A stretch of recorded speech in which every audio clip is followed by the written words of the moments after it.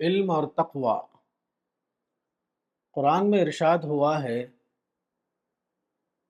کہ اللہ سے ڈرو اور وہ تم کو علم دے گا۔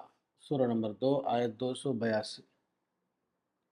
سورۃ الانفال میں کہا گیا ہے کہ اگر تم اللہ سے ڈرو گے تو وہ تم کو فرقان عطا فرمائے گا۔ سورہ نمبر 8 آیت 29۔ ایک اور جگہ ارشاد ہوا ہے کہ اللہ سے ڈرو، وہ تم کو روشنی عطا فرمائے گا جس میں تم چلو گے۔ سورہ نمبر 57 آیت 28۔ امام مالک نے امام شافعی سے ان کی جوانی کی عمر میں نصیحت کرتے ہوئے کہا تھا: انی اری اللہ قد القا علی قلبک نورا فلا تطفئہ بظلمۃ المعصیۃ۔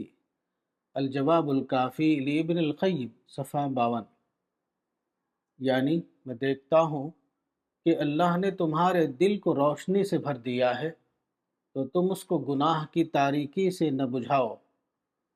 امام شافعی نے اپنے استاد وکیع بن الجراح سے اپنی ایک گفتگو کا ذکر اس طرح اشعار میں کیا ہے: شکوت الی وکیع سوء حفظی فارشدنی الی ترک المعاصی واخبرنی بان العلم نور ونور اللہ لا یہدی لعاصی۔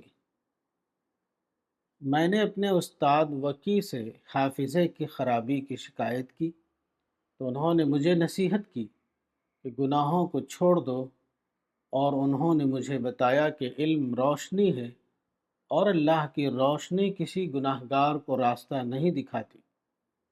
یہاں علم سے مراد معلومات نہیں، معرفت ہے۔ ایک حقیقی معرفت تک پہنچنے کے لیے صرف یہ کافی نہیں کہ آدمی کے پاس الفاظ اور معلومات کا ذخیرہ ہو، بلکہ یہ بھی ضروری ہے کہ اس کے اندر صحت فکر ہو۔ اللہ کا ڈر آدمی کے اندر یہی صحت فکر پیدا کرتا ہے۔ آدمی جتنا زیادہ سنجیدہ ہو، اتنا ہی زیادہ اس کے اندر صحت فکر کی صلاحیت پیدا ہوتی ہے۔ چونکہ اللہ کا ڈر آدمی کو سب سے زیادہ سنجیدہ بناتا ہے، اس لیے اللہ کا ڈر آدمی کو سب سے زیادہ اس قابل بناتا ہے کہ وہ صحیح اور درست طریقے پر سوچ سکے۔ اللہ کا ڈر آدمی کے الفاظ اور معلومات کے لیے ایسا ہی ہے جیسے سانچہ خام اشیاء کے لیے۔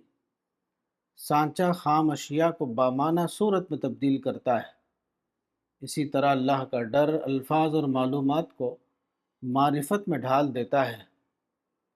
کچھ علوم انسانی مدرسے میں پڑھائے جاتے ہیں اور کچھ علوم خدا کے مدرسے میں۔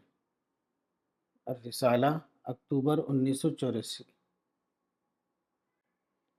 الرسالہ، مارچ تا اپریل 2026، مولانا وحید الدین خان، صفحہ نمبر 33۔